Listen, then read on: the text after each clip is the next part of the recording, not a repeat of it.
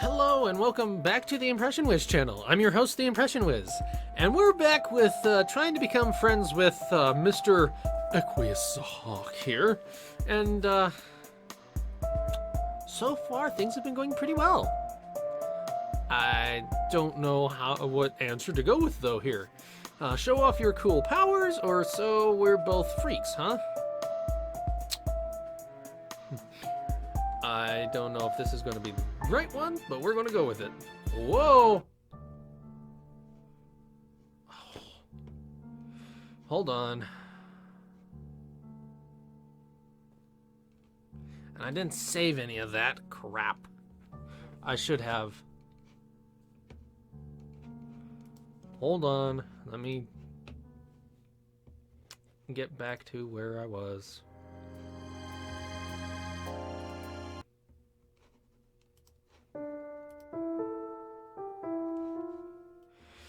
And we're back. Short little skipping ahead. So we're both freaks, huh?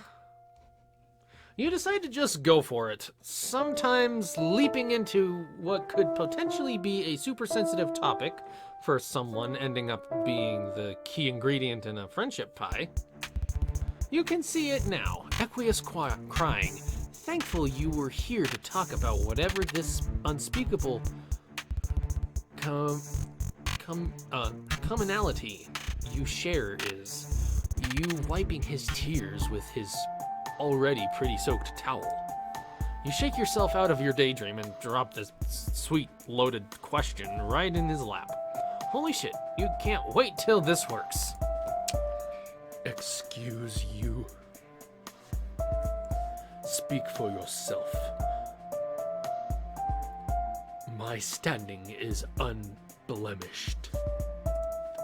Karkat is only comparing us in that way to further the ruse that he is removed from that particular category. It is a delicate social dance. Oh, okay. You're not really sure Karkat sees it that way, but hey, whatever works for them. Anyway, you know he was just yelling a lot about something that's not a big deal as his manner of showing affection. But you just thought he meant like the horn thing. The horn thing? Oh shit, you're sorry. You didn't know what things are and aren't. You don't know what things are and culpable around here, you know? It's almost like it's all entirely apparent and at the whims of whoever's in charge or something. I am not a troll, I am a human man. You like the look, personally, but you haven't made friends with someone with a broken one before, so you're not sure how common it is. It is relatively uncommon. Always playing with his hair. They are exceptionally sturdy, so it takes something very strong to break them. He looks like he might be about to tell you the story, but somehow you keep not learning the lesson where you should just chill and experience something instead of leap to try to figure it out before it happens. So, fueled by enthusiasm for your newest spur of the moment decision, you stop listening to his lecture on troll biology and focus instead on zapping to the moment his horn broke. Troll biology is probably super interesting anyway, and you'll come right back here after and be able to contribute more to the conversation. Oh no, I have a bad feeling. You pop into a familiar nothingness, but instead of appearing at the point in Aqueous's past, you feel yourself split. It's like looking at a magic eye puzzle. That looks awfully familiar. But with your whole body, you try to concentrate, to align the segments into a whole, but it's too late. You think for a second it might be a cool new power, but it doesn't feel like different than before, only just triple. It's like there's narrative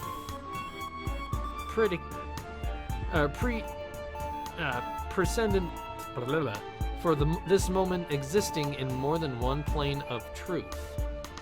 Wait, is John's room also in that? Oh my. We have Equus's room. I think we have something from Hive Swap. Friend Sim. And then John Egbert's, or no, not John's room. That's a hive in the past. I'm not wondering. Unable to do anything else but sit there in space, contemplating this paradox, you watch. He looks a little younger, but not much.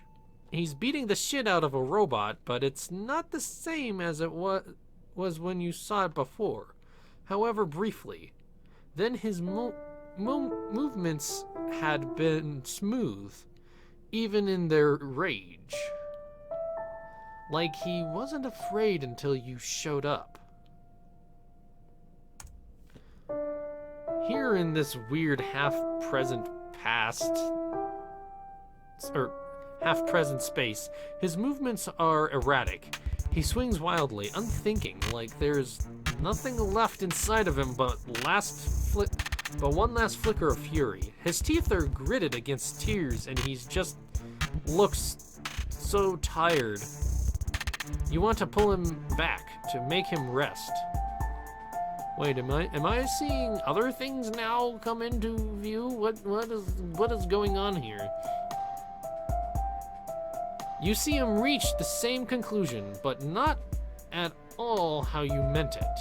He just stops. The robot does not. You feel him close his eyes.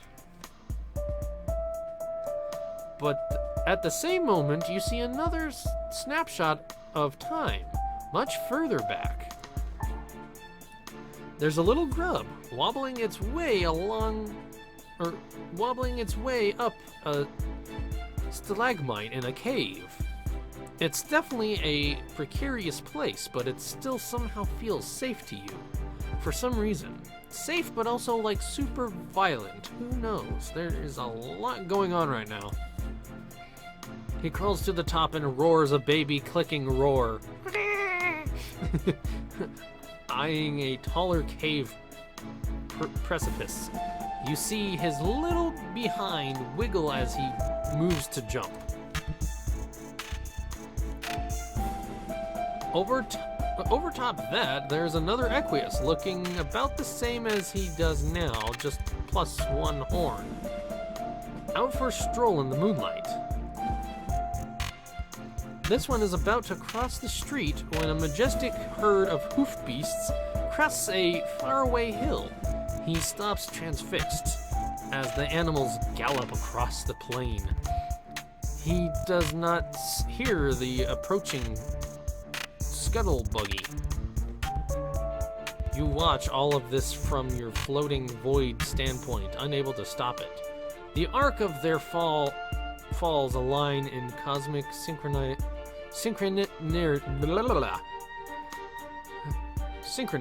Let's go with that. Hair fanned out like a banner of defeat. The echo of the crack the horn makes as they shatter, reverberating in your teeth. You yell as three Equiuses hit their respective grounds. You can't help it. You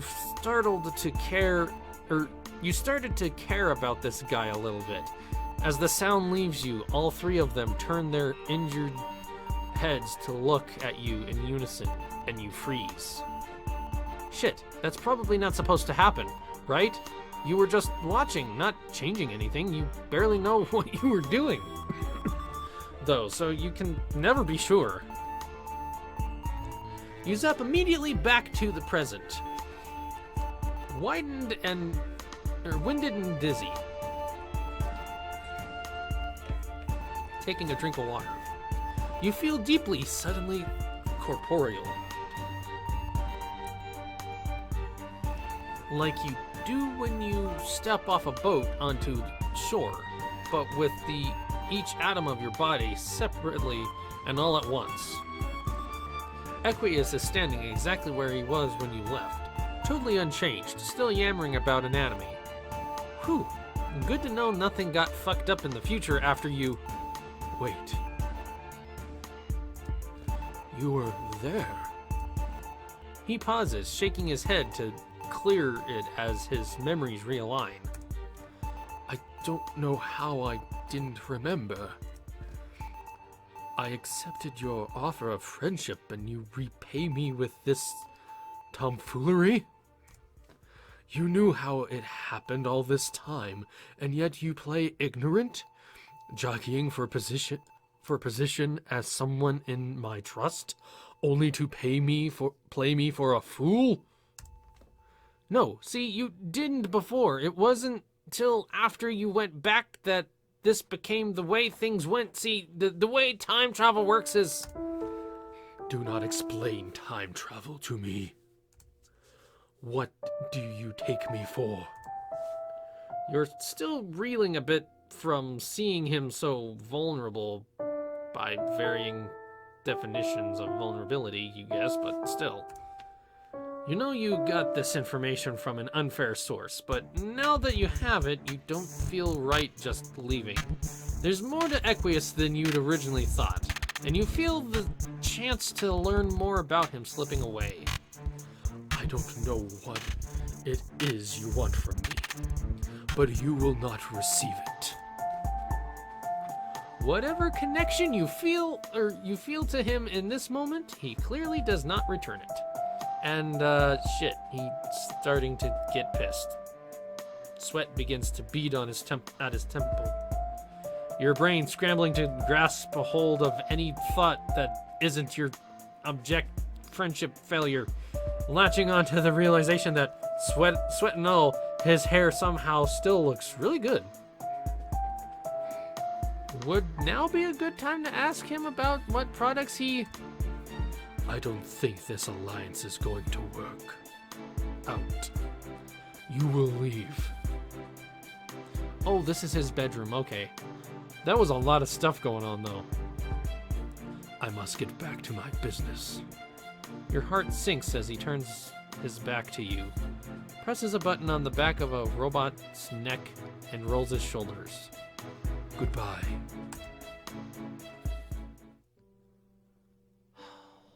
What the... Is that a dress of some sort or a large shirt? Well, that wasn't the right one, so, I really need to start saving these. So, the right answer will be show off your cool powers. Great, you can do that. Making friendship happen is like the one skill you actually have. From what you recall, you have a 100% success rate at it, too. So, this, budding rapport is safe in your hands. Yeah.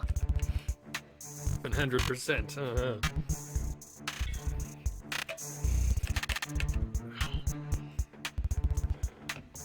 While I'm thinking about it, I just want to see here. Excellent. Wait, did I? Okay. Whew. You really weren't sure he'd be down for this. It really seems like he might be coming to kill you when you hear him stomping towards the door earlier. Kill you? I would never. He cuts himself off, as though he didn't intend to admit he didn't have it in him to murder you, and clears his throat. I really need to learn to stop monologuing these out loud. At first I thought you might be Arthur, my Lucis. It's ridiculous looking back, though you do share a sort of globular palate resemblance. Or globular patated resemblance. How did you come to entangle yourself in my brawl, only to immediately escape? Are you abnormally fast?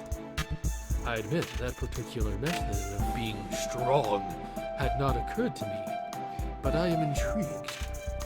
I too like to test the limits of physical capability. Oh no, you can just zap places. It's a kind of strength, maybe, if you wanted to find a superpower that way. You show off a bit, since you know Equius likes demonstrations. You tell him about how all you have to do is think of a place or person you want to visit and pop. You bop to the top of a pile of robot parts, then back in front of him on the floor. It's like that, except anywhere. I see. That is exceptional. He sort of just starts quaking gently where he stands. He rubs his neck with his towel, but he's not really even sweating any more than he had been already. It's as though in his excitement he forgot to sweat and just dabbed by force of habit. Is that a thing? Why are you even noticing this shit? Is it possible to bring along a pillion rider? What? Like zap a buddy with you? In answer, you extend an elbow for him to grab. In his whole body is vibrating by this point. He reaches his hand out, but stops just before he touches you, like you might shock him. It's okay, it won't hurt, you say. His fingers twitch, just above your elbow, and his mouth purses in distrust. You're not sure exactly what he's worried about, since you're extremely undangerous, but you let him have a moment to work through what he's nervous about. He takes a steady breath.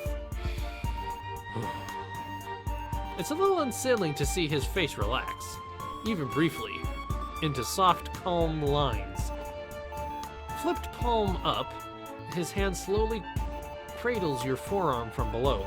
He nods sharply, determined movement, and starts telling you what to do again. You will take me with you. Her name is Nepeta. Ooh! Do you require any other information, or will that be sufficient? That ought to do it. You haven't heard of her. You don't think. But you feel an immediate surge of excitement about this little jaunt. It's probably mostly just the friendship thirst talking, but you can't help but feel like this is a connection that is supposed to be made. Like it's something that matters. You zap away. The pleasant little cosmic slip and slide feeling when you zap around is jolted, like you got yanked off the ride with a fishhook to your guts. You land back exactly where you started. That did not work. Did you mislead me? No, this should work. You're not even high this time. As impressive as the strength of your power is, perhaps you need to apply more attention to more intricate details involved. She is an olive blood, very short, and shamefully unkempt. This information will help. You hope so. He is starting to look pretty tense, even with the found lilt in his voice as he talks about his messy friend. You give it another whirl, and then you feel it, that same weighty glare on the back of your neck, telling you don't belong. Fuck, you got zap blocked again. You will try again. Each word is ground out at one at a time between his clenched teeth. Blood trickles through the cracks in his bite and out of the corner of his lips. You really don't think it's going to work, but Equius looks like he's a second away from losing his shit. So reluctantly, you comply.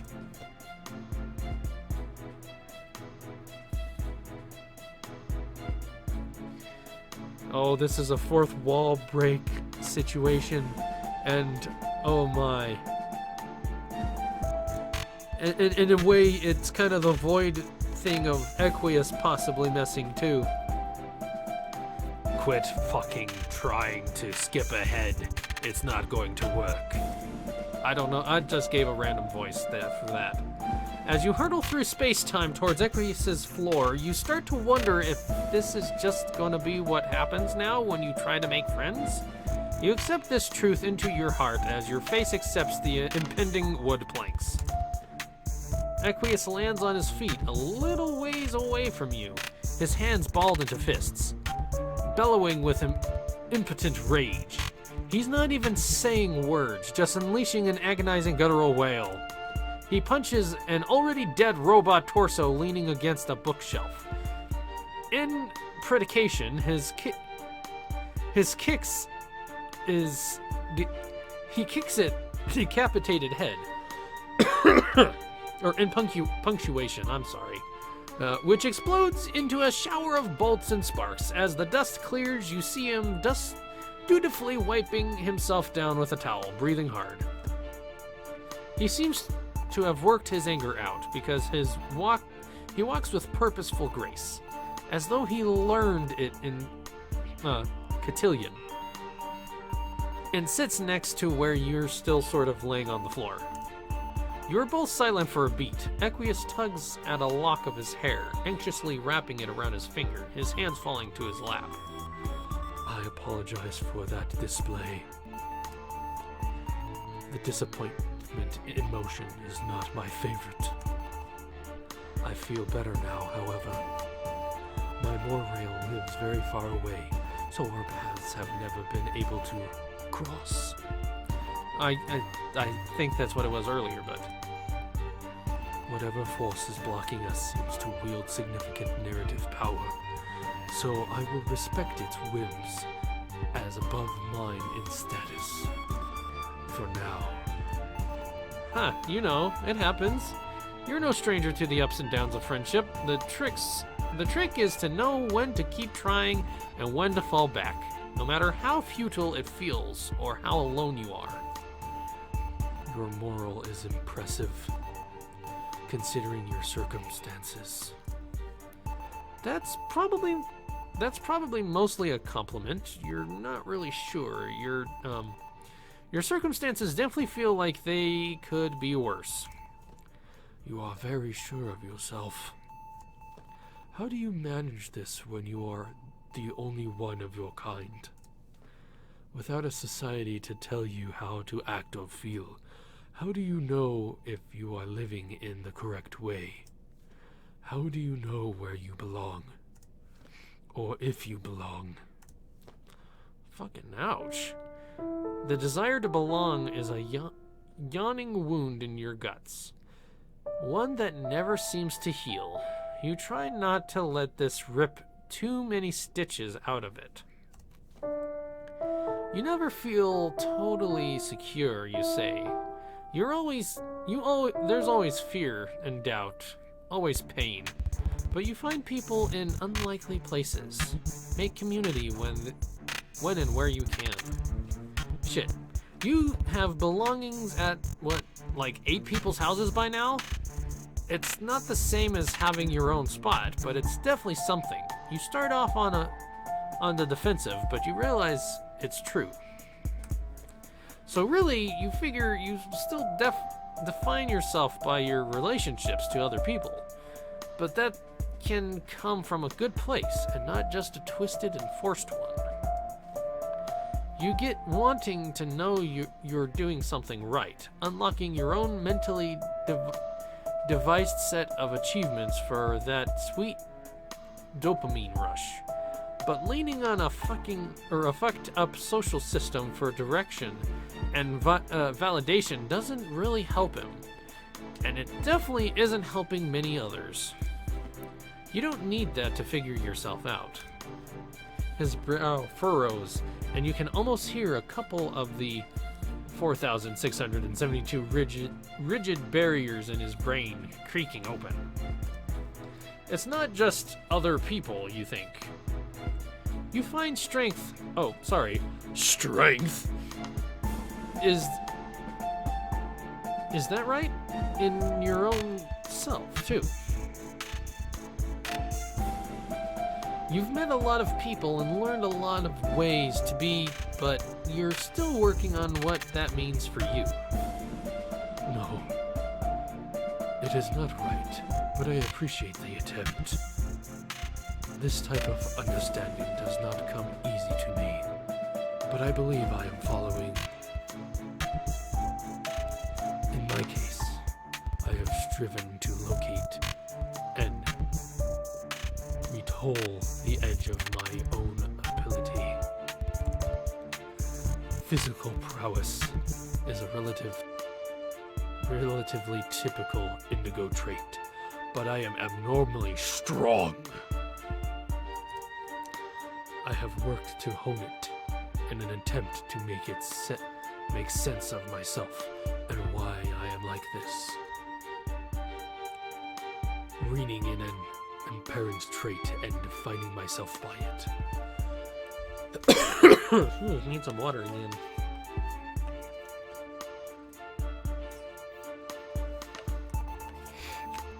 He gestures to the god-awful robot mess then flexes his hand.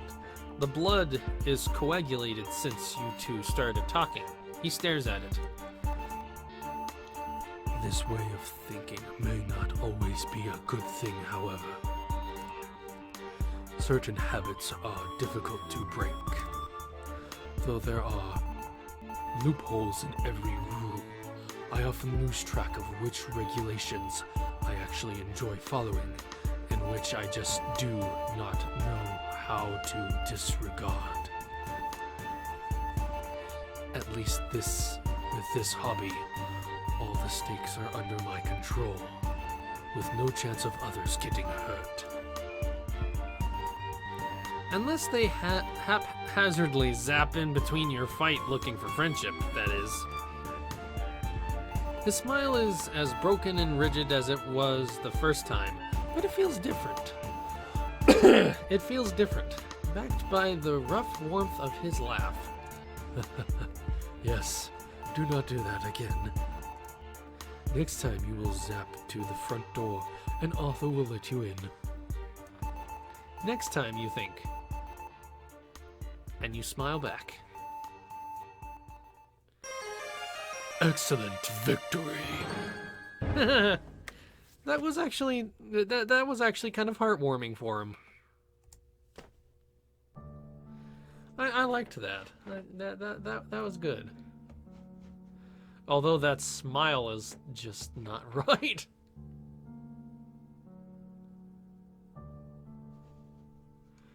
Oh, I need to work on getting that one. The no doubles. Weenie? Yeah, I need to work on some of these special things, and I will later. But for now, that's the end of this video. I hope you enjoyed. If you want to see more of this, please hit the like button, because that shows that people are enjoying and want to see more of it.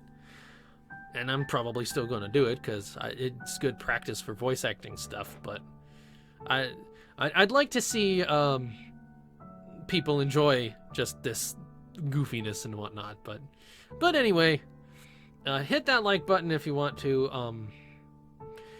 Hit the subscribe button if you want to see other stuff I do and keep track of what I do. And ring that notification bell so you don't miss anything I upload. And as always, I will see you Thursday.